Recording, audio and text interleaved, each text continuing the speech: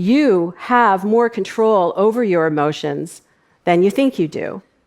It may feel to you like your emotions are hardwired and they just trigger and happen to you, but they don't. So, what are emotions really? Emotions are guesses. They are guesses that your brain constructs in the moment where billions of brain cells are working together. And you have more control over those guesses than you might imagine that you do. Predictions are basically the way your brain works. It's business as usual for your brain. Predictions are the basis of every experience that you have. They are the basis of every action that you take. In fact, predictions are what allow you to understand the words that I'm speaking as they come out of my mouth. Exactly. Predictions are primal, right? They help us to make sense of the world in a quick and efficient way. So, your brain does not react to the world. Using past experience, your brain predicts and constructs your experience of the world.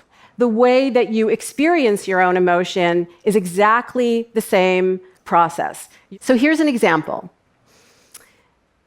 All of us have had a nervous feeling before a test, right? But some people experience crippling anxiety before a test. They have test anxiety. Based on past experiences of taking tests, their brains predict a hammering heartbeat, sweaty hands, so much so that they are unable to actually take the test. But here's the thing. A hammering heartbeat is not necessarily anxiety. It could be that your body is preparing to do battle and ace that test. Or, give a talk in front of hundreds of people on a stage where you're being filmed. Research shows that when students learn to make determination, right, this kind of energized determination instead of anxiety, they perform better on tests. And that determination seeds their brain to predict differently in the future so that they can get their butterflies flying in formation. And so the lesson here is that emotions which seem to happen to you are actually made by you.